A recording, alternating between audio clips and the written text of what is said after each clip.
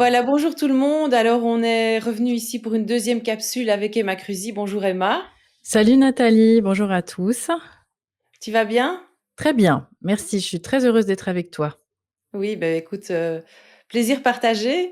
La première capsule était intense. On a essayé de parler en tout cas, du fait que dans ton livre Faux départ, tu veux, c'est vraiment ton but d'expliquer qu'il y a des options. Déjà, juste le fait de faire prendre conscience aux gens qu'il y a des options d'accouchement et que tous les accouchements ne doivent pas se passer dans la douleur, dans la souffrance et de manière, je dirais, à induire des effets dont on se passerait bien. Et puis, tu expliques bien ces options dans ton livre et tu vas évidemment beaucoup plus loin dans tes capsules et dans ta formation. Euh, et tu expliques aussi que c'est le choix de chacun en fait. Le but c'est de leur faire prendre conscience qu'il y a des options, euh, quelles sont ces options et voilà, chacun doit retrouver son autorité, sa souveraineté pour décider de ce qui est le mieux pour lui. Donc il y a absolument aucun jugement par rapport à des personnes qui préfèrent accoucher à l'hôpital ou d'autres qui préfèrent accoucher à la maison. C'est le choix de chacun. Toi, tu as fait ton choix, tu as eu deux accouchements très différents, donc tu es tout à fait à même d'expliquer les sensations que tu as eues, autant dans l'accouchement à l'hôpital, donc médicalisé, assisté, guidé, que dans l'accouchement physiologique. Et donc, on a parlé aussi du fait que se libérer de la peur et des fausses croyances, et c'est ça toute l'importance de ce travail, c'est vraiment par la connaissance, par l'information. Parce que c'est comme ça qu'on va pouvoir devenir souverain et faire ses choix en toute connaissance de cause. Alors, on a évidemment le but de ce livre, c'est de raconter ton récit de naissance à la maison pour ta deuxième fille, mais c'est aussi d'expliquer ce qu'on appelle l'effet toboggan, qui est en fait une cascade de gestes, donc d'actes à l'aide de médicaments, de substances, d'environnement simplement, qui vont engendrer, qui vont induire des effets, des problèmes qui eux-mêmes vont induire d'autres problèmes et pour lesquels on va apporter une solution. On a évidemment parlé, on peut pas s'empêcher de parler de tout ce qui est industriel derrière tout ça, et qu'aujourd'hui, en fait, le processus hormonal naturel d'un accouchement a été remplacé par des machines, par des protocoles, par des normes qui sont souvent aberrantes quand on ose se pencher dessus, et que les sages-femmes sont devenues finalement des contrôleuses de ces machines et de ces protocoles. Pourquoi? Parce que le temps qu'une sage-femme passe avec une patiente n'est pas facturable. Tandis que chaque fois que cette sage-femme va poser un acte, un toucher vaginal, une péridurale, etc., etc., ça va être facturable. Et on a aussi mis le doigt sur le fait que les professionnels, que ce soit obstétriciens, sages-femmes, ils sont en fait formatés dès leur formation à la fac et qui sont souvent pas conscients du fait qu'ils posent des actes qui induisent des problèmes. Donc ça, c'est en gros ce dont on a parlé. Et par rapport à l'accouchement physiologique, on remarque que ce processus hormonal fonctionne très très bien quand on ne l'embête pas. Et le mieux, c'est de ne rien faire. Alors, on a évoqué aussi le principe du néocortex, qui est le cerveau qui réfléchit par rapport au cerveau archaïque. Et pour réussir un accouchement physiologique, il faut vraiment revenir en mode mammifère pour la femme, la laisser dans sa bulle. Et ici, dans un accouchement physiologique, l'homme aura un rôle bien plus que d'être sur son smartphone, assis sur une chaise en train de se demander ce qu'on fait subir à sa femme. Et donc lui doit vraiment être le gardien du temple. Et tu vas nous en parler beaucoup plus. On va faire à mon avis encore 2, 3, peut-être plus de capsules pour aborder tous les sujets parce que c'est très passionnant de t'écouter. Tu maîtrises le sujet à fond. Alors t'as pas sorti ça de ta botte comme ça. T'as fait énormément de formations. Tu as lu des thèses. Tu as été entouré de beaucoup de professionnels. On pense à Michel Audin entre autres. Il y en a plein d'autres. Et on parle ici de grossesse à bas risque. On n'est pas en train de prendre on n'incite pas les gens à ne pas du tout se mettre des œillères et de se dire tout va bien, tout va bien, tout va bien. Non, non, il faut quand même se dire qu'il peut y avoir des grossesses à risque et que là, à ce moment-là, ça ne rentre pas du tout dans ce cadre-là. Alors, comme je disais, tu as eu 2 accouchements très, très différents. On a parlé des dogmes, qui sont liés à ce sujet précis, donc de l'accouchement. Mais avant l'accouchement, il y a toute la grossesse. Alors pendant la grossesse, on subit beaucoup d'échographies. Est-ce qu'on a pu apporter une preuve comme quoi ça n'apportait pas, ça ne pouvait pas induire d'effets nocifs pour le bébé? Bien, alors c'est parti. Les amis, prenez un verre d'eau, des calmants. Asseyez-vous, allongez-vous. Hem, alors effectivement, là, on commence directement à parler des sujets qui fâchent, puisque l'échographie, alors déjà, c'est forcément quelque chose qui est dans nos environnements depuis peu, d'une certaine façon, hein, parce que depuis que l'humanité existe sur terre, l'échographie, c'est, comment dire, un épiphénomène. C'est quelque chose qui existe depuis très peu sur, l'histoire de la Ah oui? civilisation humaine, hein. Alors, il y a 2 choses à voir dans l'échographie. La première, c'est que, pour beaucoup de mamans et de parents, c'est un moment qui les rassure parce qu'ils voient leur bébé et il y en a même qui parlent d'échographie de plaisir, Mmh mh. l'échographie plaisir, hein.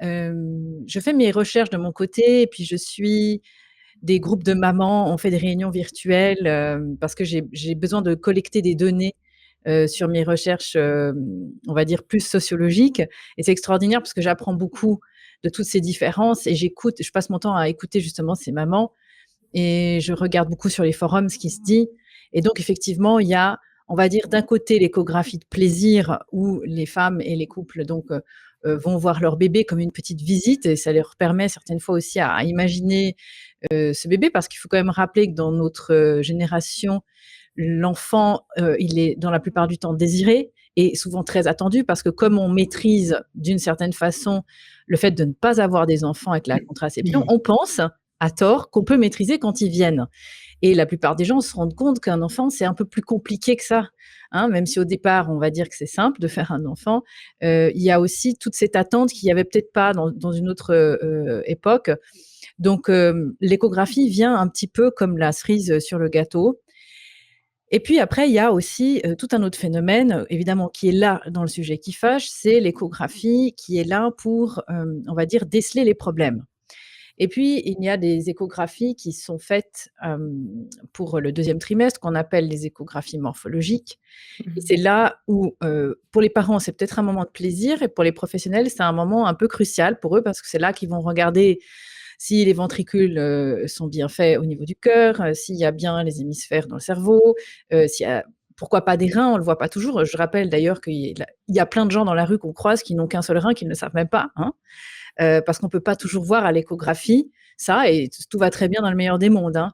Il y a plein de choses, quand on commence à fouiller, on se rend compte que finalement, il y a beaucoup de choses qu'on peut pas voir à l'échographie, hein, et surtout, les données ne sont pas toujours fiables. C'est pas une science exacte, et comme on a maintenant dans notre culture appris à faire, une confiance aveugle en la technologie et en la machine, eh bien, on a tendance à penser que la machine est au-delà, au-delà de tout, et donc on rappelle jamais assez qu'il y a jamais rien sans rien. Aujourd'hui, les professionnels ne sont pas unanimes sur le fait que c'est inoffensif ou problématique, parce que ça reste quand même d'une certaine façon, une certaine forme d'onde.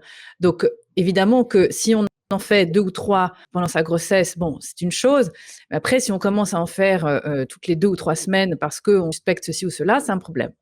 Là où j'aimerais quand même, mettre le doigt dessus, parce qu'il est évident que du côté des sages-femmes, comme tu l'as justement rappelé, il y a des pressions, qui sont énormes, hein, surtout les sages-femmes libérales qui n'ont pas envie de perdre Mmh. leur statut d'indépendante, et donc moi, je fais un petit peu la ligne du cœur, la main tendue, je ne sais pas comment le dire, mais au final, j'ai beaucoup de gens qui m'appellent du côté des professionnels qui ne peuvent pas, pour leurs raisons personnelles, hein, prendre la parole publiquement, et donc me disent: «Bon, écoute, il faut quand même que tu saches, il y a une réalité, c'est que, souvent, dans certains cabinets, on nous propose de nous envoyer les patientes pour faire des échographies et on nous envoie en contrepartie une ristourne, hein. C'est un peu comme le principe d'affiliation, hein. Bon, ok.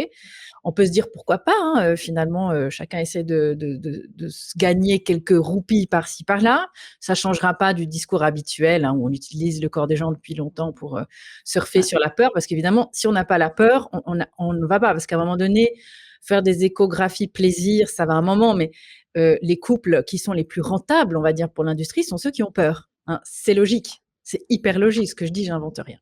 Donc, on retourne, comme on l'a dit dans la première capsule, dans le principe du commerce. Et donc, quand on est là-dedans, il faut de nouveau savoir quelles sont les règles du jeu. Alors, pourquoi je mets le doigt là-dessus?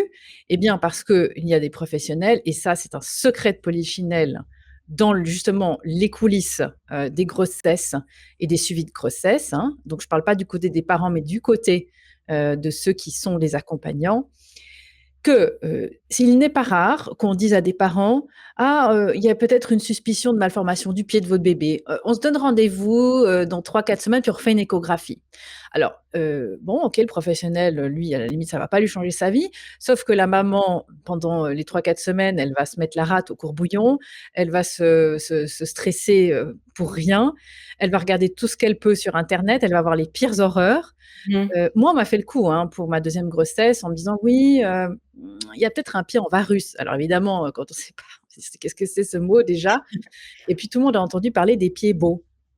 Oui. Donc, un enfant qui naît comme ça, il n'a pas un pronostic vital engagé, Dieu merci, mais ça veut dire rééducation, pourquoi pas opération et tout le tralala.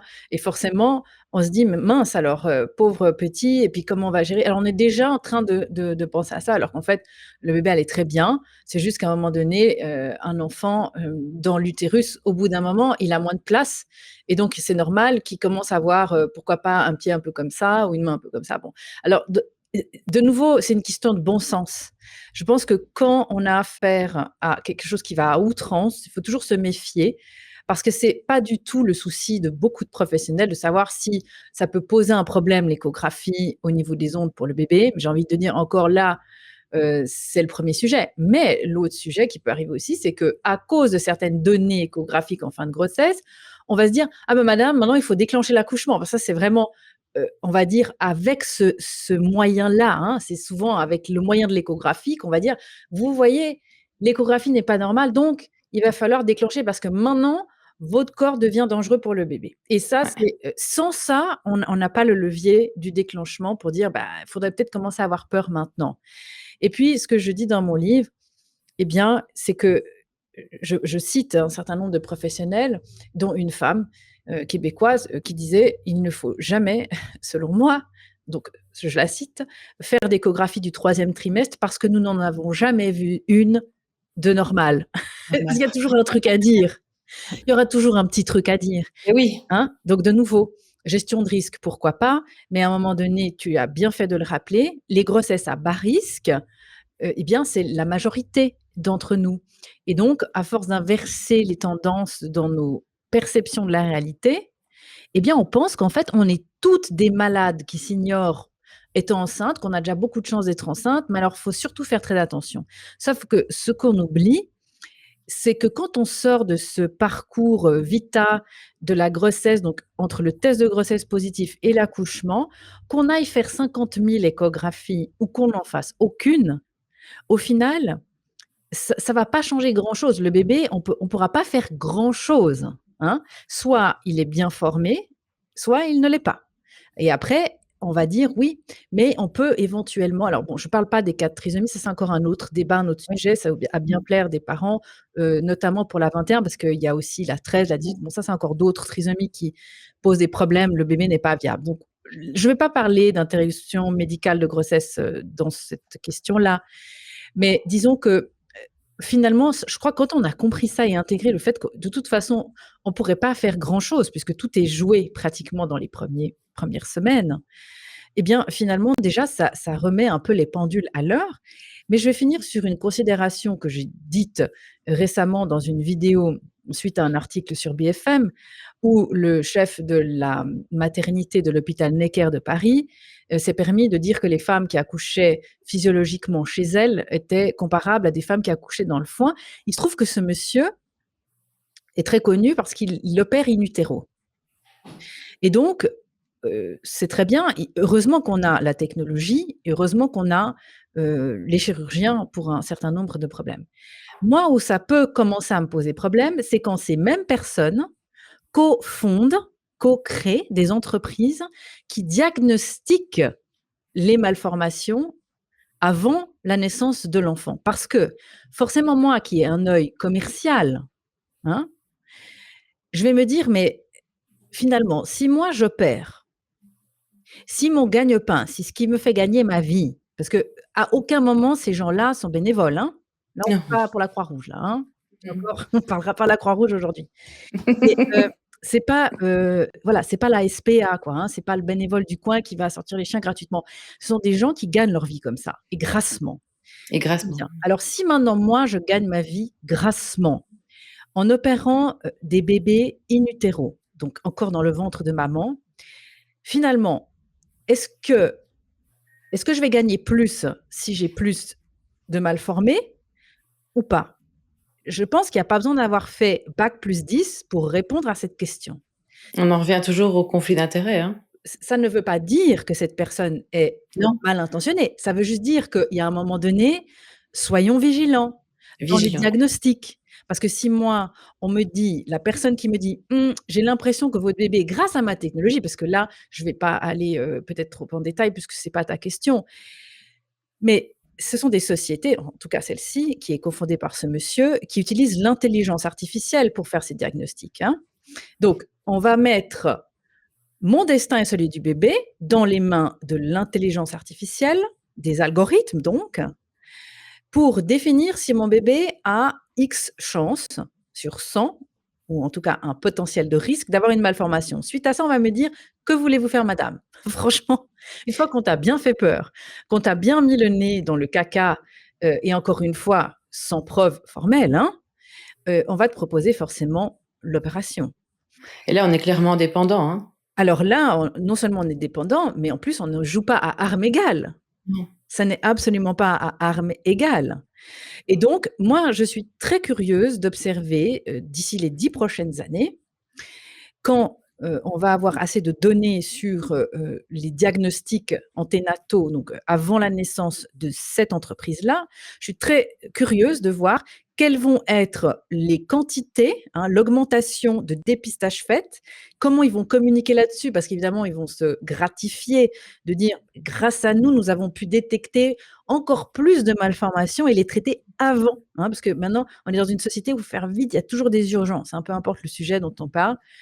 Et donc, ça va être très intéressant, aussi d'aller chercher ces parents sur les forums pour voir comment ils ont été reçus, suivis, qu'est-ce qu'on leur a dit, toutes ces choses-là. Voilà. Voilà, Mais j'ai répondu à ta question sur les échographies, mais j'ai fait un petit peu plus large. oui, c'est justement, mais c'est ça qui est bien, hein. Oui, oui, tout à fait. Et en effet, on revient à chaque fois dans le sujet de la peur et de la dépendance. Alors quand on imagine, pour les femmes qui ont déjà été enceintes, le bébé qui est dans notre ventre, c'est tout pour nous. Donc quand on nous fait peur, c'est extrêmement stressant et on se sent complètement démuni. On ferait n'importe quoi et on écouterait n'importe qui. Ça, c'est clair. Donc restons vigilants par rapport à ça. Par rapport aussi, aux nombreux touchés vaginaux. Alors pendant l'accouchement, on y reviendra, mais pendant la grossesse, c'est énorme aussi. C'est Mmh. minimum tous les mois. Donc là aussi, on peut dire qu'il y a un risque et en plus, c'est invasif. Tu es bien d'accord? Oui, et de nouveau, ça nous remet dans la position de patiente. J'ai un suivi sage-femme global pour cette troisième grossesse et donc c'est une réalité qui est complètement différente que d'aller chez un gynécologue. Quand j'ai, accouché de ma deuxième fille, ma sage-femme me dit, à ce moment-là: «Il faudrait prendre rendez-vous chez un gynécologue maintenant». Et je lui dis: «Ah bon, pourquoi?» Elle me dit: «Oui, parce que c'est pour parler de la contraception en général qu'on fait ça». Alors je lui ai ri au nez. Je lui ai dit: «Bon, bah, si c'est pour parler de la contraception, j'ai pas besoin d'aller chez le gynécologue». Très bien. Et donc, l la cette grossesse maintenant qui arrive, eh bien, je décide de faire un suivi global sage-femme, contrairement à la dernière fois où, j'avais aussi des gynécologues en parallèle. Et donc c'est pas du tout la même chose puisque, j'ai eu donc je suis à dans le 6e mois, 2 rendez-vous, hein, chez la sage-femme où je peux aller avec mon bébé, le premier, ou même je Ouais. peux aller avec mes 2 enfants si j'ai envie. Je peux, on peut discuter, je peux aller, avec mon conjoint, c'est une pièce. Il y a pas de touchés vaginaux, il y a pas de sonde parce qu'alors ça aussi, hein, au début, les échographies se font par voie endovaginale donc déjà, c'est super sympa quand on est avec son chéri, on a les pattes en l'air, enfin on est déjà dans l'ambiance, médicale, on va dire ça comme ça et ça n'a rien à voir. Donc c'est vrai, j'encourage les femmes qui sont à bas risque, encore une fois, cette majorité de femmes, de rester dans cet univers, cocooning parce que ça n'a rien à voir et donc on va faire des échographies, donc les «nécessaires», on va dire, entre guillemets, bien que rien je rappelle, rien n'est obligatoire. Une femme, elle est pas obligée de faire des échographies, hein, si elle veut pas. Il y a Non, mais il peut y le avoir de la pression aussi. bien sûr, mais elle est pas obligée Non. parce que, on est quand même, encore, j'ai envie de dire, libre de choisir pour ça. Donc, rappelons effectivement que même les touchés vaginaux ne sont pas obligatoires. Mais Mmh mh. oui, c'est effectivement vrai, si on se retrouve chez son gynécologue qui dit: «Bon, on va faire un toucher vaginal madame». «Ah bah non, j'ai pas envie». Alors là, c'est sûr qu'on aura on va commencer sur un rapport qui va être conflictuel. Donc c'est Bah, sûr qu'il y a un moment donné, c'est la réalité du terrain. Mais je connais des femmes qui tiennent tête et qui sont déterminées et j'ai envie de dire bravo, parce que c'est comme ça que les choses vont changer. mmh exactement. Et puis il y a aussi un autre élément qui est assez important, dans la grossesse, c'est le test du diabète gestationnel de grossesse. Donc là, explique-nous un petit peu comment, en créant une pathologie, enfin, on peut créer une pathologie en s'adaptant à des normes. D'où est-ce que ça vient ce test? Comment il est fait et sur quelles normes il est basé? Ah là, alors là, on est, de nouveau attends, Oui. tu me lances aujourd'hui, hein. Tu me tends des perches là. Bon, alors le diabète, gestationnel, c'est un diabète qui n'est pas un diabète de type 1 ou 2. Faut le rappeler parce qu'il y a des Mmh. mamans qui savent pas. Donc, quand on est enceinte, notre corps commence à fonctionner un petit peu différemment que quand il n'est pas en train de porter un bébé, dans un certain nombre de domaines. Notamment, on parle aussi beaucoup de la défense immunitaire où, bah, évidemment, forcément, comme on a un petit corps étranger au nôtre, ça change un peu la donne, hein, parce qu'on va éviter de faire des rejets comme ça. Donc tout le système de la maman va s'adapter et la nature est géniale pour ça. Et donc, quand on fait un dépistage de diabète gestationnel, on présume que c'est pour repérer une pathologie pendant que la femme est enceinte pour il faut toujours se poser la question, mais en fait, si j'apprenais que j'avais un diabète gestationnel, donc un diabète qui n'existe que pendant la période de gestation, puis qui, en théorie, disparaît quand le bébé naît, sinon ce n'est pas un diabète gestationnel, c'est un autre type de diabète qui n'a pas été, diagnostiqué avant la grossesse. Eh bien, si, on me repère cette pathologie, il faut bien que ça serve à quelque chose et donc la prémisse de base, c'est de dire: «Oui, si vous êtes diabétique, ça risque de faire des bébés trop gros et donc qui ne passeraient pas ou on peut créer ce qu'on appelle une dystocie des épaules parce que le gras, on va dire, en trop que le bébé produirait de la maman diabétique se met principalement dans le haut du corps, notamment les épaules». Voilà, en gros, je dis bien en gros, le risque qu'il pourrait y avoir. Donc évidemment, ça joue sur un risque où on a déjà toute peur de base, même quand le bébé est une crevette, qui passe pas, hein, parce que ça reste une peur archaïque, Mmh. mais infondée, je précise, hein, c'est une fausse croyance, ça on pourra en reparler, parce que c'est très important de rassurer les mamans et les pères aussi là-dessus. Il y a pas que ça qui pourrait être induit, mais en gros, c'est surtout ça. On appelle ça la macrosomie. Donc en fait, on s'est dit: «On va tester les femmes». Et le métabolisme de la maman, il commence à changer par rapport au sucre, parce que le diabète, ça touche, justement les productions d'insuline, et le sucre quand la maman est autour de 20 semaines, d'accord? Donc on ne fait jamais de test, pour savoir si une maman peut avoir un diabète gestationnel avant les 20 semaines, puisque c'est seulement à partir de là que son métabolisme à elle va commencer à changer dans la production, d'insuline. J'ai entendu, entre parenthèses, des mamans qui ont été diagnostiquées diabétiques gestationnelles avant ces 20 semaines. Donc ça, c'est impossible. Ça voudrait dire plutôt, dans ces cas-là, que ou le test n'est pas fiable ou qu'elle avait un autre type de diabète qui n'avait pas été vu Mmh. avant. D'accord. Ce qu'il faut bien comprendre, c'est que dans la communauté des professionnels qui entourent les suivis de grossesse, il y a absolument 2 camps, hein. Il y a ceux qui pensent qu'il faut faire maintenant le dépistage du diabète gestationnel selon les nouvelles normes, et je vais en parler, et ceux qui disent que c'est pas fiable. Moi, je fais partie, je ne suis pas professionnelle, en tant que soignante, mais je fais partie, d'après mes recherches, de ceux qui disent que ce n'est pas fiable. Tout simplement parce que, de nouveau, quand on va mettre son nez dans les documents, on se rend compte qu'on est dans une démarche commerciale. Alors, une des façons les plus simples de créer des malades, c'est de changer les mesures. Voilà. Donc ça, c'est valable pour la grossesse, c'est valable pour tout. Si maintenant, vous avez envie de dire: «On va regarder sur 1000 personnes au mois de novembre qui a, un rhume». OK?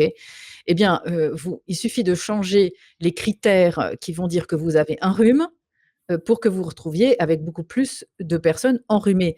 Notamment la petite goutte du matin quand le foie se réveille et puis qu'on avec, le froid et le chaud, quand on sort de chez soi en hiver, on a le nez qui condense. Moi, j'ai tout le temps la goutte au nez, donc voilà, c'est pas pour Ah autant oui. que je suis enrhumée. Bon.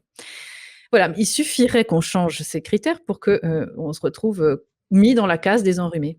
Avec le diabète gestationnel, c'est un petit peu comme ça, c'est-à-dire qu'on va faire boire depuis, quelques années parce que ça a changé aussi, hein, nos mamans, n'avaient pas ces choses-là. Donc, Bien. maintenant, on va mettre en ce sirop imbuvable, on met l'équivalent de 12 cuillères de sucre, grosso modo, dans un verre d'eau, et ça donne, enfin, alors c'est pas exactement comme ça, hein, ce sont des solutés et cetera, mais l'équivalent en glucose, c'est ça.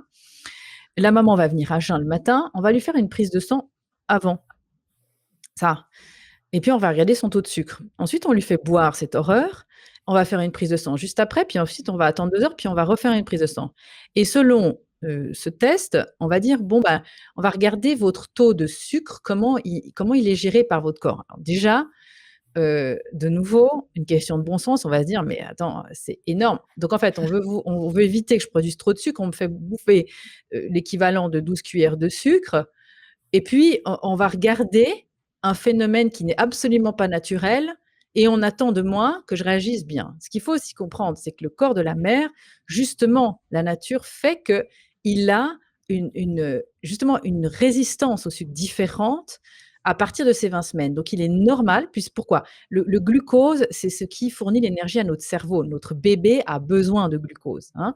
Donc il est normal aussi que la mère ait un taux, de sucre différent quand elle est enceinte dans son sang. Mais sur quelle mesure on va se baser pour définir si son taux de sucre est normal ou pas? On va se baser sur des taux qui ne sont pas des taux d'une femme enceinte. Alors déjà ça, sauf que en fait, là où maintenant il faut vraiment que les gens le sachent, c'est que toutes les recommandations actuelles pour le dépistage du diabète gestationnel ont été faites sur une étude, à l'époque, hein, il y a quelques années. Cette étude aurait dit, nous scientifiques, attestons qu'effectivement il faut faire ces nouveaux tests de dépistage avec ce sucre et cetera, blabla, ces quantités de sucre. Mais ce qu'on ne dit pas, c'est que les chercheurs de cette étude ont reçu des bourses de laboratoires qui fabriquent l'insuline, et ces traitements, hein, sont évidemment proposés aux femmes qu'on diagnostique diabétiques gestationnelles. Alors, c'est fou quand même les coïncidences dans la vie, parce qu'on aurait pu tomber sur des philanthropes qui s'intéressent Oui. vraiment à Ah! l'avenir de la femme Bah et de oui. l'enfant. Non, bah, il se trouve que par hasard, ceux qui financent, les chercheurs sont ceux-là même qui disent: «Bah, s'il y a un problème, nous on a la solution au cas où, si ça vous intéresse». Donc c'est quand même dingue C'est la bien vie. pratique. C'est bien fait.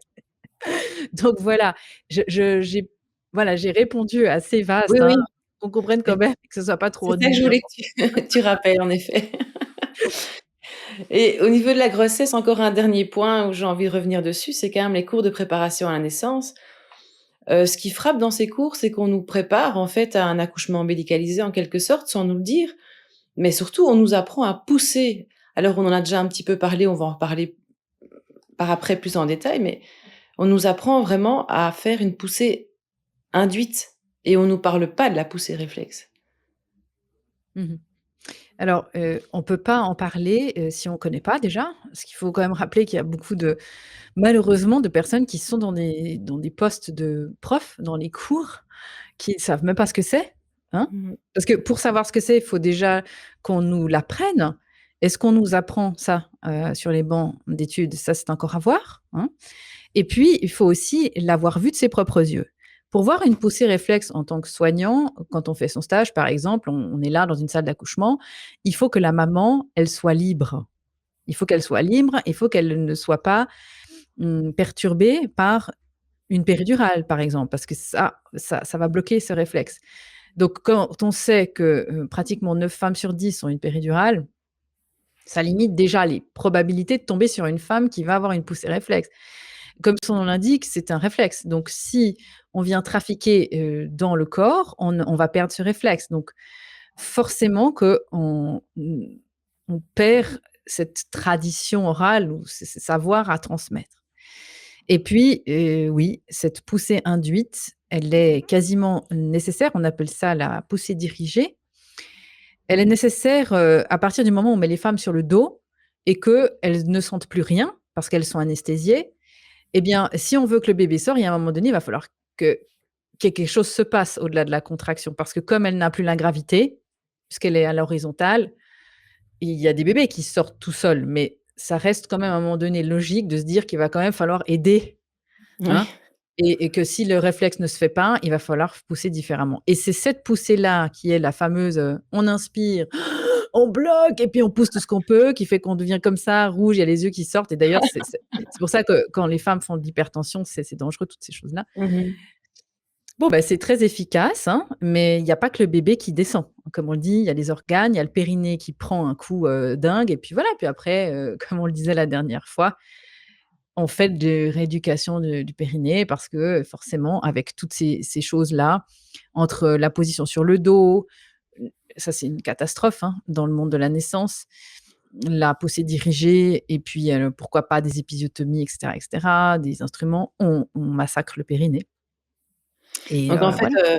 c'est vrai que dans les cours de préparation à la naissance traditionnels, on nous pousse vraiment enfin, on nous apprend vraiment à faire cette paix dirigée, et on nous parle en aucun cas du fait que un processus hormonal peut être peut se déclencher et faire en sorte que ça va être fluide, ça peut se passer tout seul. Donc on nous programme quelque part déjà à avoir une péridurale. En gros, c'est Oui, ça. oui, mais, le, la demande, elle vient des 2 côtés, en fait, hein. Ah C'est oui. qu'on a d'un côté, effectivement, un certain nombre de professionnels qui ne peuvent pas tout gérer, parce qu'à un moment donné, quand une sage-femme dans un hôpital, elle se retrouve à gérer 4 ou 5 personnes qui, en plus, peuvent être déclenchées, parce qu'il y en a quand même 1 sur 4 qui est déclenchée aujourd'hui. Des contractions induites par, de l'ocytocine de synthèse, c'est pas la même, intensité que la nature, hein. Là, Ah c'est non. c'est tsunami, c'est Fukushima. Donc des femmes qui arrivent à gérer ça, déjà, je sais pas comment elles font, mais il y en a pas peu. Donc c'est ça. Puis il faut aussi savoir gérer une femme qui crie, qui s'exprime, pourquoi pas qui mord, hein. C'est vrai qu'on peut assister à tout. On redevient animal. Donc c'est sûr que déjà, c'est beaucoup plus «confortable» entre guillemets, une femme qui est sur son téléphone portable dans le lit avec une péridurale en train de chatter avec ses copines. Et puis le père qui est pourquoi pas, comme on l'a vu dans certaines maternités, dans la salle, avec les écrans géants en train de regarder le match de foot, comme à Mmh. Marseille en France, il y a ces soirs de match. Alors tous les papas, ils se réunissent là, c'est sympa, on rigole, on sort un peu les nerfs parce qu'on est un peu stress quand même. Et puis, ben, la chérie, elle est là sur le téléphone, puis elle écrit à ses copines. Puis d'un coup, il y a une sage-femme qui rentre, puis elle dit: «Madame, il va falloir pousser, vous avez dilatation complète». Enfin, à un moment donné, enfin toucher, c'est bon, c'est parce qu'elle voit aussi, hein, les ce qu'il faut Oui. rappeler, je crois qu'on l'avait déjà dit, les femmes qui sont, allongées, donc évidemment, qu'elles soient induites ou pas, on leur met dans le protocole une machine qui s'appelle un monitoring. Donc, c'est souvent des bandes velcro autour du ventre et puis on va, comme ça voir, quelles sont les résistances cardiaques du bébé pendant le travail et les contractions et ces données-là, elles sont transmises dans une salle Dans où, une tour de les contrôle. j'appelle ça la tour de contrôle des sages-femmes, c'est terrible, mais encore une fois, Oui, on ne c'est peut pas leur un jeter la pierre, elles sont dans ce non, non, non, système-là. elles Mais ont pas voilà, vraiment le choix. oui et donc du coup, comme les parents, bah, eux, ils sont déconnectés de ce que le bébé est en train de vivre parce qu'au final, lui, on ne parle pas beaucoup de lui, hein, dans tout ça, si ce n'est, on va regarder s'il gère ou pas les contractions et donc elle voit, la salle 1, la salle 2, la salle 3, la salle 4, admettons que la sage-femme s'occupe de 4 femmes. Bon, bah, je vois que là, ça commence à chauffer, on va faire ça. Quand on ne peut pas, en tant que sage-femme, gérer 4 accouchements physiologiques en même temps, c'est pas possible, hein, soyons honnêtes. Donc c'est sûr que, la péridurale, comme elle a tendance aussi à ralentir un petit peu les contractions, ça permet un peu de savoir où on en est, hein. Donc forcément, là, on est dans une gestion, c'est pas pour rien que ça s'appelle la gestion active du travail, où, on a, comme les avions, c'est pour ça que je parle de tour de contrôle. Bon, bah, la piste 2, c'est ça, hein, c'est horrible, mais C'est c'est ça. ça. La piste C'est une 2, elle est gestion libre, industrielle bon, bah, aussi, celui-là, on hein. le fait atterrir. Donc pour qu'il atterrisse, à telle heure, on va essayer de booster l'ocytocine et puis l'autre ci, puis l'autre là, c'est comme ça. Mmh. Donc les hôpitaux sont devenus des lieux de rentabilité économique obligée Des et puis de l'autre industries. côté oui, c'est ça et de l'autre côté, on a les parents qui arrivent en disant: «Ah mais moi, enfin la maman ou le couple, bah, nous la péridurale c'est comme ça». Enfin, on n'imagine même pas aujourd'hui accoucher sans péridurale parce que souvent on compare le dentiste en disant: «Oui, mais alors, les grands-mères qui se faisaient arracher une dent sans être anesthésiées, il faut pas être fou non plus» et Non, donc quand quelqu'un utilise cette comparaison, on sait que cette personne n'a aucune idée de ce qu'est la physiologie. Voilà, c'est c'est aussi clair. simple que ça. On peut pas, Mais il faut si on en revient maintenant à l'accouchement même qui débute avec le travail, on peut parler peut-être un peu du terme aussi. Parce que ça aussi, c'est une aberration. On parle de qu'un bébé peut être prêt à venir au monde, parce qu'on rappelle quand même que c'est une décision qui lui appartient aussi, entre 37 et 43 semaines. Déjà là, les normes varient d'un pays à l'autre, comme si les femmes n'avaient pas le même temps de gestation, on va dire, d'un pays à un autre. Donc mmh. du coup, on les amène à l'obstétricien va dire à sa maman: «Voilà, à autant de semaines, on vous le déclenche». En fait, même les femmes n'ont pas le même temps de gestation, on va dire peut-être d'une grossesse à l'autre Ah oui, tout à fait, et chaque femme est différente, chaque bébé est c'est différent. ça et puis, on voit dans les mêmes familles, on peut avoir une sœur ou une maman, qui a eu, 3 ou 4 bébés, tous nés autour de 39 semaines ou d'autres 41, d'autres, voilà.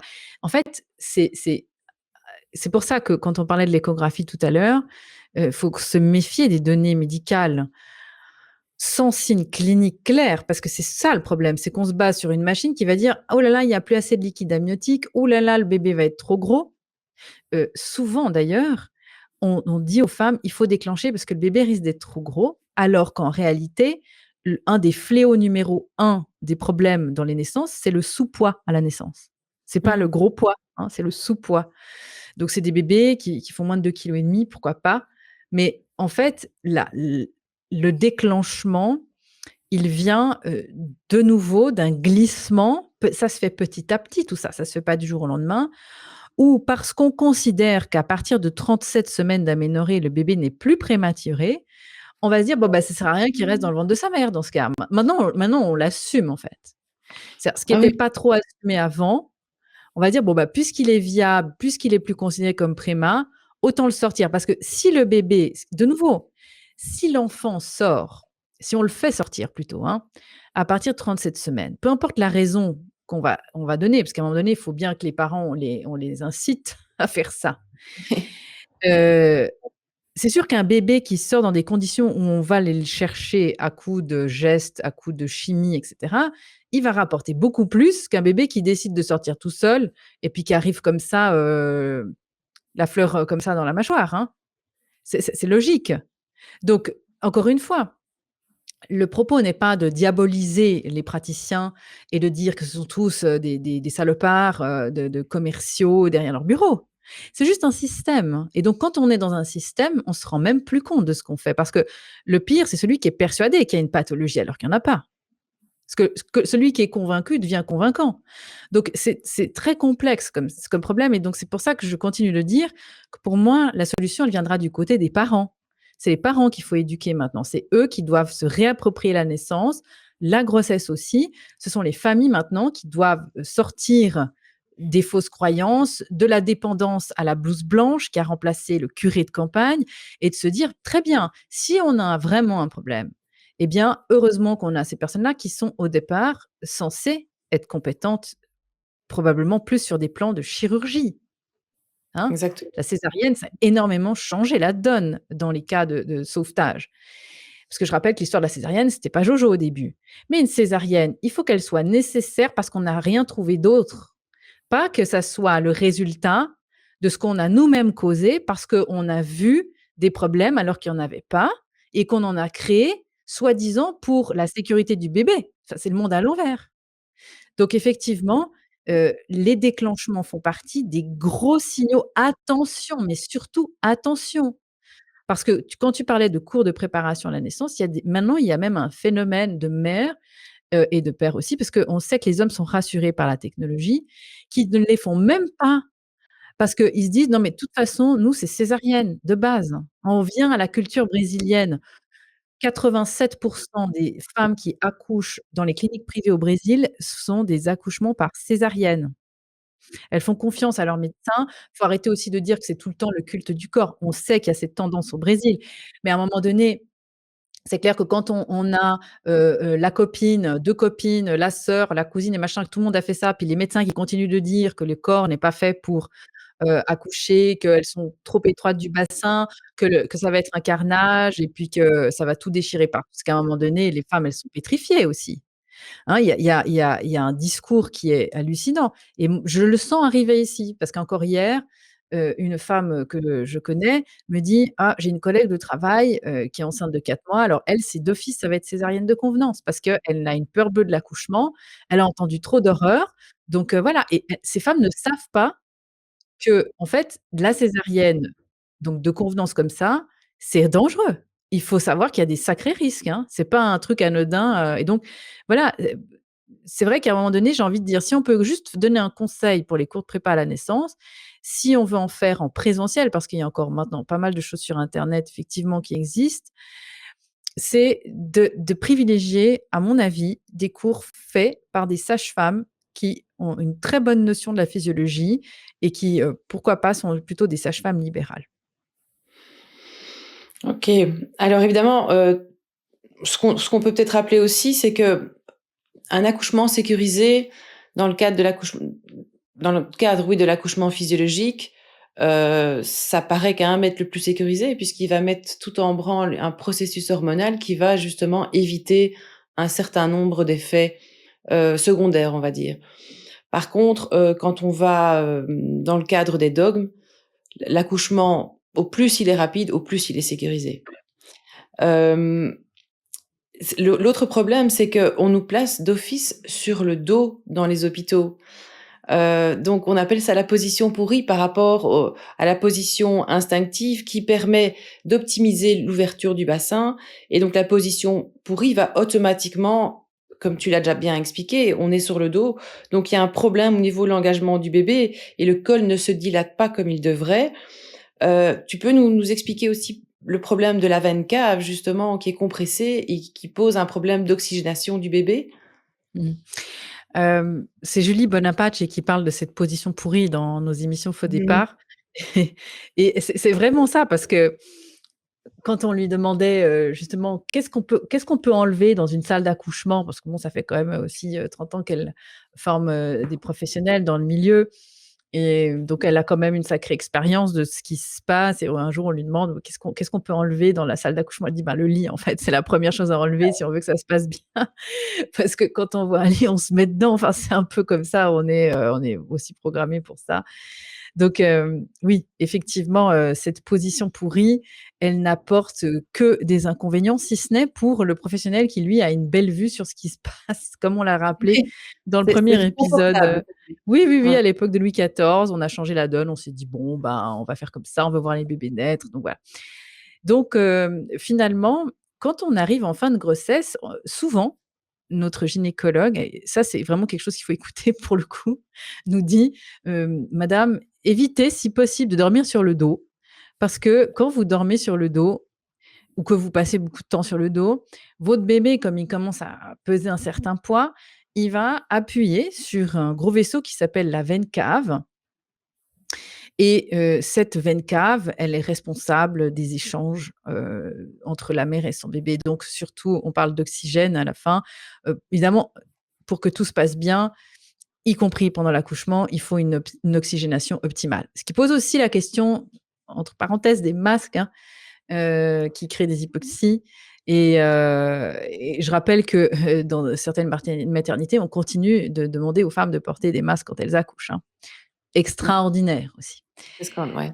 Non, mais encore une fois, il faut être anesthésié, dans le sens propre du terme, hein. Il faut être sous Oui, péridurale pour supporter ça, parce que ce n'est pas possible quand on est dans le travail et que voilà, non, là, on arrache tout. Enfin, il y a rien qui tient, hein. La femme n'a plus aucune limite, donc voilà. Et donc on nous dit ça, ne pas dormir sur le dos si possible, voilà, plutôt sur le côté gauche, c'est mieux pour la veine cave, tralala. Et quand on est effectivement en train d'accoucher sur le dos, donc même je parle même pas de la phase de pousser, hein, mais déjà quand la femme arrive, imaginons qu'on parle de déclenchement. La femme arrive, aucune contraction. Donc elle arrive là, on lui dit: «On va déclencher demain». Très bien. Elle arrive, on la met où? On la met dans le lit. Donc on va déjà la mettre en blouse, on la met dans le lit, et puis on va commencer à lui injecter l'ocytocine de synthèse peut-être. Mais à partir de là, en fait, elle est déjà couchée sur le dos. Et pour que son col passe de 0 à 10, alors qu'elle a aucun travail qui s'est mis en route, bah, il y a un certain nombre d'heures qui va se passer. Et puis alors si c'est son premier, ou si c'est la première fois qu'elle accouche par voie basse, parce que bon, peut-être qu'elle a eu aussi d'autres césariennes. On va pas parler de l'accouchement après césarienne par voie basse, mais c'est aussi quelque chose qui est très intéressant et qui intéresse beaucoup de femmes. Bien, on considère que la première fois que le bébé passe par le canal vaginal, c'est comme si c'était le premier bébé. Ça peut prendre un certain temps, hein. Donc, des fois, une femme peut mettre 10 heures ou plus pour que son col passe de 0 à 10. Et tout ce temps passé dans le lit fait que le bébé continue de compresser la veine cave. Comme la femme est sous monitoring, donc elle a cette petite machine qui va regarder les rythmes cardiaques du bébé, bah, la machine, déjà de base, on sait que quand il y a une contraction, le bébé, lui, il s'oxygène moins. Quand, la contraction passe, il y a ce qu'on appelle une pause, et on parle beaucoup des contractions dans la préparation à la naissance, mais on parle pas beaucoup des pauses, alors que c'est pendant la pause que la femme s'oxygène le mieux et crée les endorphines qui l'anesthésient naturellement. Et le bébé, pendant la pause, il fait sa réserve d'oxygène, et pendant la contraction, il gère ça avec sa réserve. C'est OK. Il y a pas de souci, c'est normal que le rythme cardiaque baisse un peu pendant la contraction.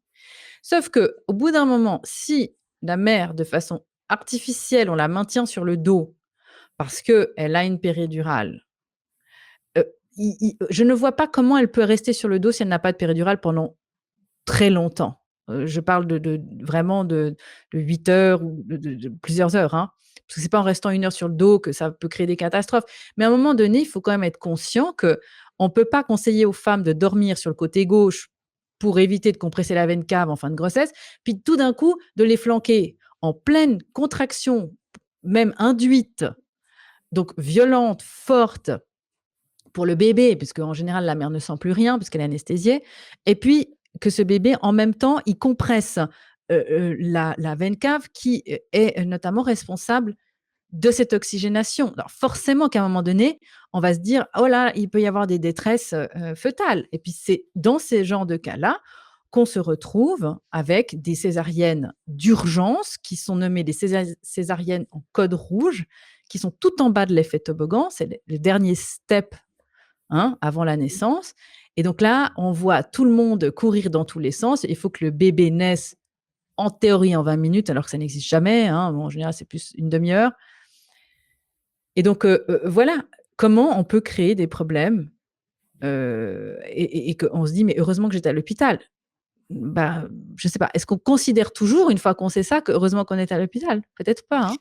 oui, parce que tu viens de dire certaines choses qui sont aussi importantes à rappeler, c'est le phénomène de la dilatation du col. Quand on est dans le phénomène naturel, donc de la physiologie, le col va se dilater, il y a tout un processus qui va se mettre en route. Tandis que quand on bouge déjà d'endroit, donc je parlais d'environnement au début, qu'on arrive à l'hôpital, qu'il y a de la lumière, qu'on nous met une blouse, qu'il y a des gens qui rentrent, qu'on nous met sur le dos, qu'on vient vérifier, qu'on fait des touchés vaginaux, déjà, l'ocytocine naturelle, là, elle est très très fragile en fait. C'est ça son problème. Mais pour en revenir à la dilatation, le col, c'est un peu comme un sphincter, donc on peut pas le contrôler. Donc justement, si on commence à faire toutes des intrusions comme ça, le col va se refermer. Parce que ce qu'on ne sait pas toujours, c'est que un col peut se rétracter, puis se redilater.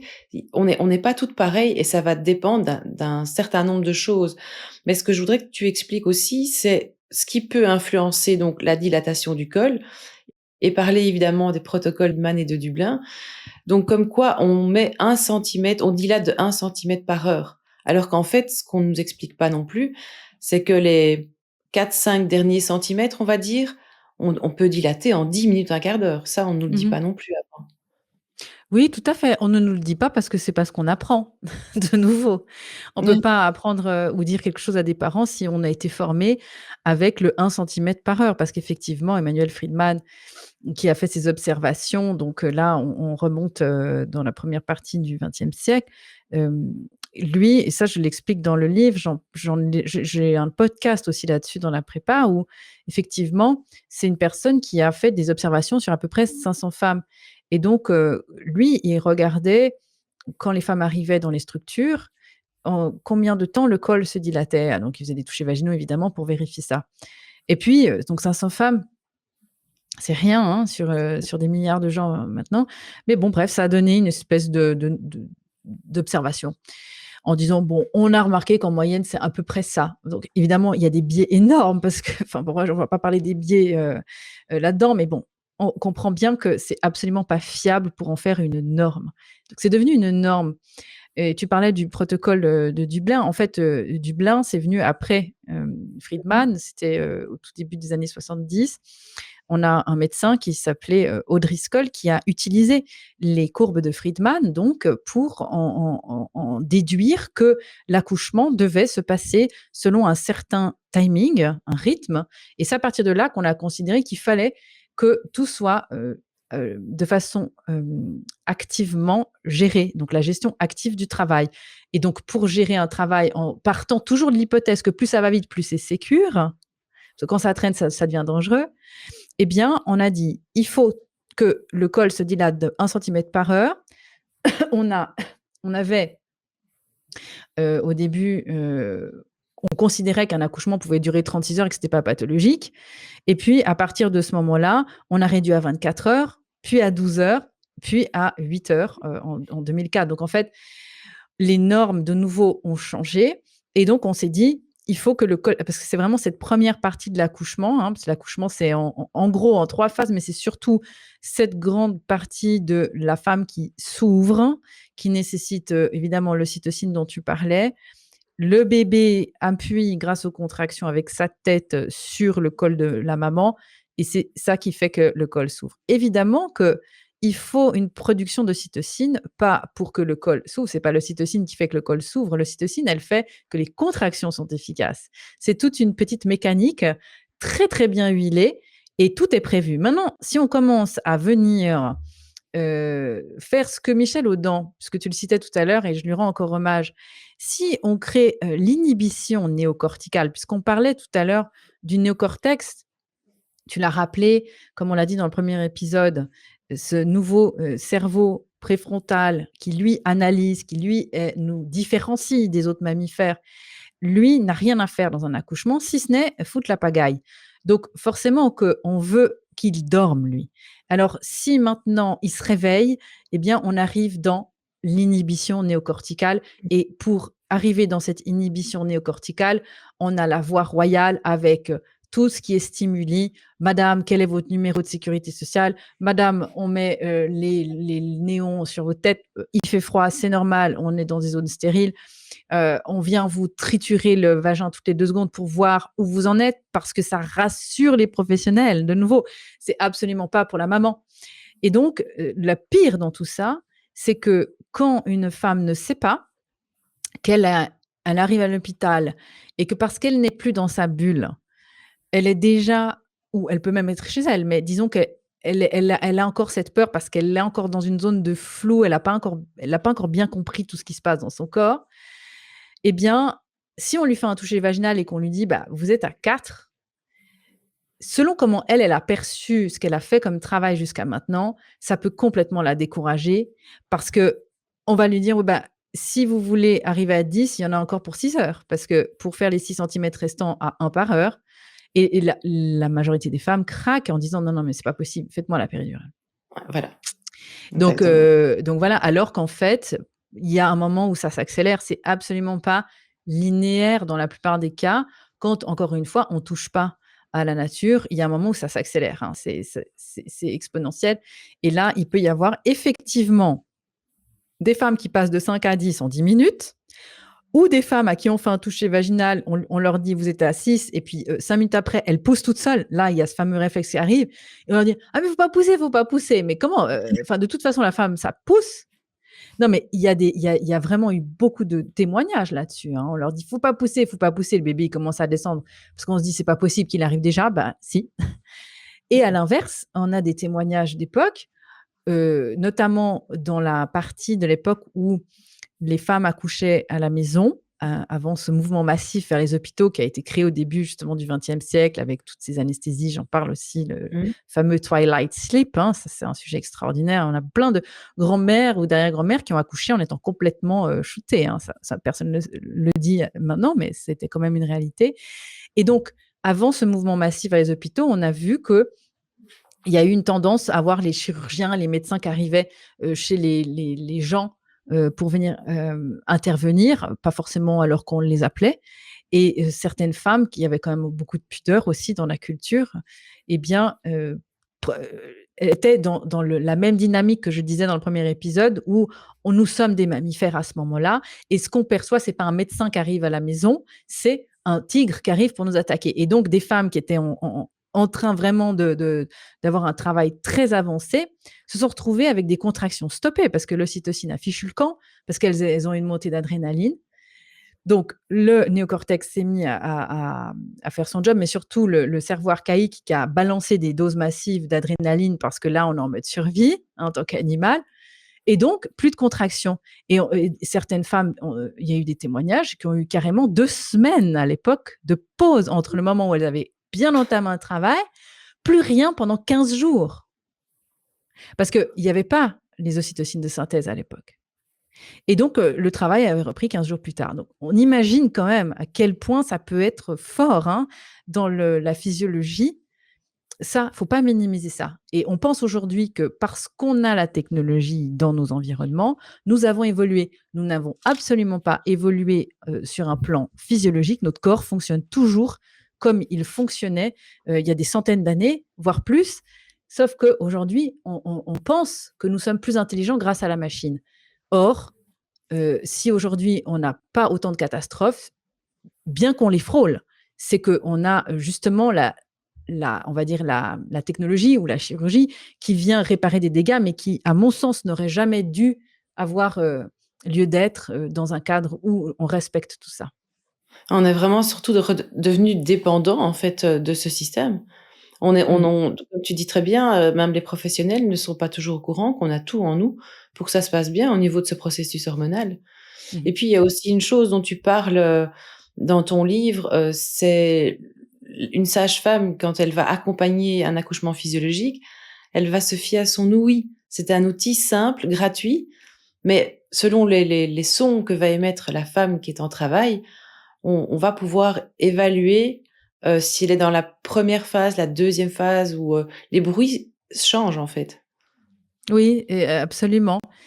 Les sens sont très importants. D'ailleurs, j'invite les personnes qui sont intéressées par le sujet à lire les livres, dirigés par Marie-France Morel, donc qui est historienne de la naissance en France, et «L'accompagnement à la naissance d'hier à aujourd'hui» est un livre, que j'aime beaucoup, et il parle, donc il y a plusieurs professionnels qui écrivent dans ce livre des différents sens, parce qu'il parle aussi des odeurs, dans l'histoire, comment, justement, grâce aux odeurs, on savait si un accouchement était très mal emmanché ou bien emmanché. Il y a plein de choses extraordinaires. Et donc, Louis, effectivement, est resté, on va dire, sur un plan actuel dans les cas d'accouchement à la maison. Pour la plupart des sages-femmes ou même des femmes qui connaissent bien, on va dire que même moi, quand j'ai accouché à la maison, je m'entendais et j'ai su que j'arrivais dans une nouvelle phase de l'accouchement, qui est donc la deuxième phase, quand le bébé s'engage dans le bassin parce que la porte du col est complètement ouverte. Donc là, il peut entamer la descente. Et j'ai su que à ce moment-là, il y avait quelque chose qui changeait parce que mes sons étaient différents. Donc, j'ai commencé à avoir cette poussée réflexe assez vite d'ailleurs, qui ressemble à un son de quelqu'un qui vomit. Et ensuite, les sons qui étaient très graves au début pendant les contractions de phase de dilatation du col, près vraiment quelque chose de très, très, très, très grave qui fait tout vibrer. Je me suis jamais dit que j'allais faire des sons pareils, mais quand on laisse faire le corps, il a des moyens extraordinaires pour s'anesthésier. Et donc, quand le bébé était engagé et que le corps poussait et que le bébé arrivait dans le canal vaginal, j'ai je me suis entendue avoir des sons qui partaient dans les aigus. Et quand il y a une décharge d'adrénaline en fin de cette phase-là, hein, quand le bébé sort, il y a un moment donné où on voit la mère qui se redresse, hein, quand elle est à quatre pattes la plupart du temps, elle se redresse. Et là, c'est un moment où il y a une décharge d'adrénaline qui est nécessaire. Mmh. Nécessaire parce que ça, je finis là-dessus, c'est vraiment magnifique quand on imagine la nature. C'est qu'à un moment donné, on reprend cette image de femme dans la jungle. Elle peut encore se sauver au début si elle est au début de son travail et qu'elle a une décharge d'adrénaline. Ça va stopper les contractions parce que l'ocytocine donc disparaîtra et elle peut partir se cacher si elle est en menace par un prédateur. Or, quand le bébé a la tête engagée, à ce moment-là, le corps sait qu'elle ne peut plus revenir en arrière. Donc, il faut qu'il sorte. Et il y a un moment donné où l'adrénaline devient nécessaire. Et donc, c'est à ce moment-là qu'il y a un gros boost. Et même s'il y a un prédateur, il faut qu'il sorte. Hein. Donc, c'est ça qui est extraordinaire parce qu'on entend avec une oreille évidemment consciente que là, il y a quelque chose qui se passe au niveau du son. On sent l'adrénaline arriver. C'est magnifique. Et tu parles de cris de guerre aussi. C'est vrai que c'est plutôt ça, plutôt que des cris de douleur, de souffrance. On n'est Oui, pas oui, c'est oui, oui. c'est en fait, c'est une douleur sans lésion. C'est une douleur qui annonce un bel événement, donc ça n'a absolument rien à voir. Bah, Ouais. écoute, je vois qu'on arrive tout doucement à 1 heure. Il y a encore énormément de choses à dire. Peut-être juste, on pourra reprendre, là-dessus la prochaine fois par rapport au déclenchement. Donc on a dit, c'est déjà le principe, c'est que le bébé ne choisit pas quand il vient au monde, ce qui est quand même déjà ce qui impacte le futur. Et quand on déclenche, contrairement à l'accouchement physiologique qui se passe de manière fluide, où on a toutes les hormones qui se mettent en place, tu as déjà parlé des endorphines et cetera, où c'est tout à fait gérable. Contrairement au déclenchement, là, à ce moment-là, la douleur devient intolérable et c'est là qu'on demande la péridurale, et ce qui peut d'ailleurs entraîner une détresse fœtale. Mais par rapport au déclenchement, on peut déclencher de plusieurs manières. Il y a la prostaglandine, tu peux peut-être expliquer un petit peu ce que c'est? L'ocytocine, ça va mériter à mon avis qu'on y consacre, toute la prochaine capsule, mais aussi en perçant la poche des os. Parce que la poche des os, c'est en fait un coussin qui sert à amortir la pression de la tête du bébé sur le col et si on a une fissure de la poche des os, ça doit pas être spécialement un motif à déclencher. Est-ce que tu peux peut-être juste expliquer ça? Oui, alors effectivement, je pense que sur les façons dont on peut déclencher un accouchement, ça mériterait une capsule à part si on veut pas, être trop dans les détails parce qu'en même temps, c'est vrai qu'aujourd'hui, on utilise un peu, on va dire, toujours un peu les mêmes protocoles. Mais les prostaglandines, c'est une molécule qui existe donc dans le sperme du conjoint. C'est pour ça qu'on parle aussi de déclenchement à l'italienne et Mmh. en fin de grossesse. Maintenant, on dit: «Non, non, mais ça marche pas, les déclenchements à l'italienne», mais au final, on met des prostaglandines de synthèse pour faire mûrir le col. Donc bon, je vais pas revenir là-dessus, mais on pourra éventuellement parler du scandale aussi du Cytotec, qui est une molécule qui, Oui. a été prescrite pendant plus de 30 ans hors autorisation de mise sur le marché, pour, les contextes gynécologiques et qui a fait beaucoup de dégâts. laboratoire de production Pfizer, mais c'est pas une surprise, hein, parce que ils ont quand même écopé dans leur histoire de 6 milliards de, de frais voilà, de jugement dans les tribunaux. Mais finalement, euh, la nature, on revient toujours à la même chose, a bien fait les choses. Quand on parle de la membrane des os, la poche des os, elle a plusieurs rôles, mais surtout, ce qu'on ne sait pas, de nouveau, dans notre culture, c'est que la poche des os, elle est en permanence renouvelée. On pense qu'il y a un stock au début de la grossesse, puis qu'à la fin, ben, il y en a plus, puis elle s'est perdue, puis c'est fini. Non, en fait, la poche des os, dedans, il y a l'urine du bébé, parce que c'est bien petit, hein. Il y a aussi du liquide pulmonaire. En fait, elle est en permanence en train d'être créée. Mais effectivement, à la fin de la grossesse, il y en a moins parce qu'à un moment donné, sinon, on explose, hein. Donc, comme le bébé devient plus grand, bah forcément, il a un peu moins d'eau. Mais il n'est pas nourri par l'eau, le bébé. Il est nourri par son cordon via le placenta. Donc déjà, de remettre un peu les concepts, parce que souvent les femmes savent même pas ce qui se passe dans leur ventre en fait, hein. Et on pense que s'il y a moins d'eau, parce qu'évidemment c'est un grand motif de déclenchement, il n'y a pas assez de liquide amniotique, oui, et quoi? À un moment donné, bon, qu'est-ce que ça peut faire? Alors effectivement, quand on perce la poche des os, eh bien ça, ça fait que le bébé, il se retrouve en gros, heu, alors ça dépend comment il est positionné, hein, mais il va descendre un petit peu selon la gravité. Ça peut poser un très gros problème qui est la procidence du cordon. Je ne veux pas en parler aujourd'hui, mais si le bébé est pas bien positionné sur le col, le le cordon peut passer devant sa tête si on commence à faire n'importe quoi avec la poche des os, hein. Il y a eu des catastrophes et puis il y en a forcément encore maintenant. Mais disons que cette rupture artificielle de la poche des os a commencé à venir être très pratiquée justement après cette, ce protocole de Dublin dont je parlais tout à l'heure.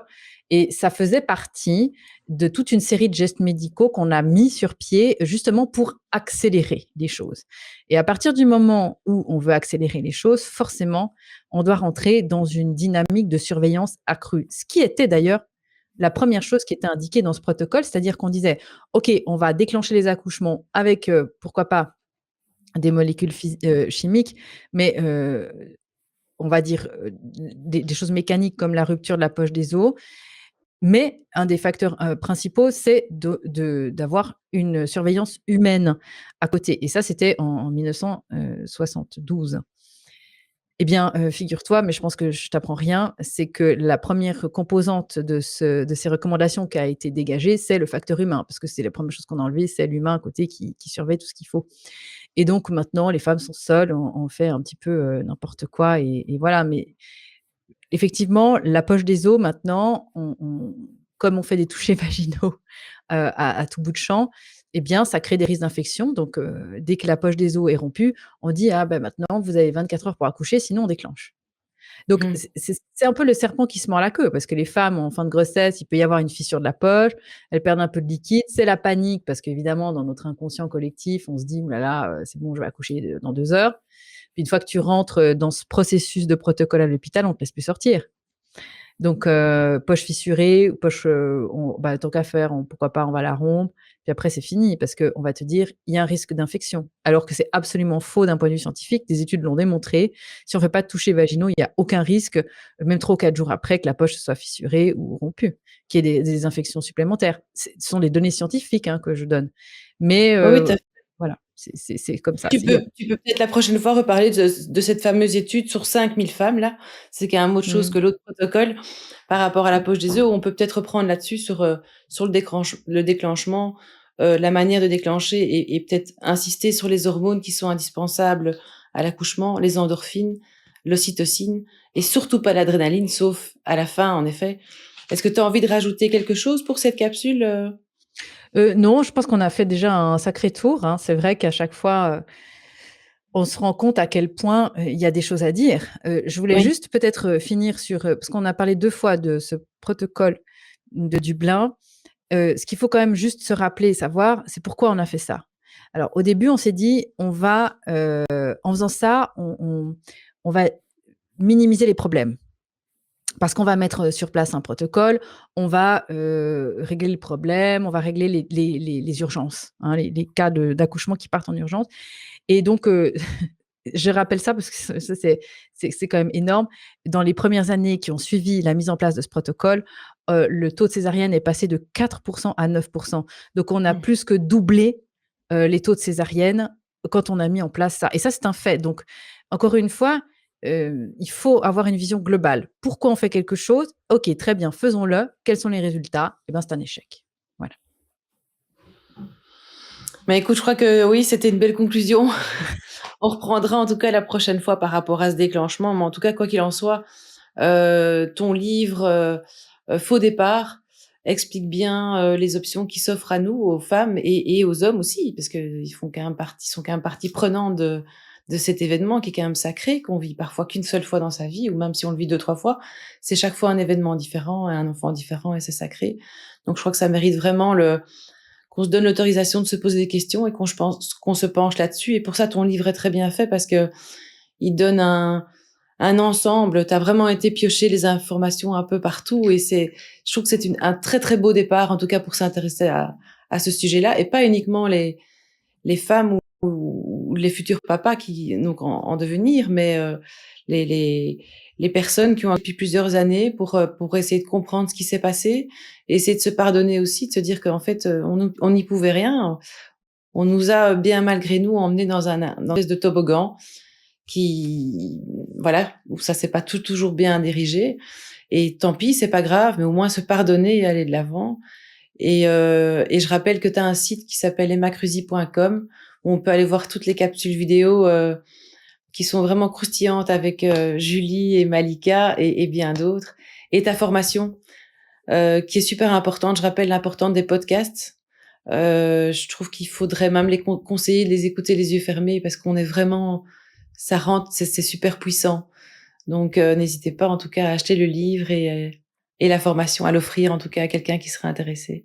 Mais je te remercie Emma, on se retrouve la semaine prochaine pour enregistrer la suite.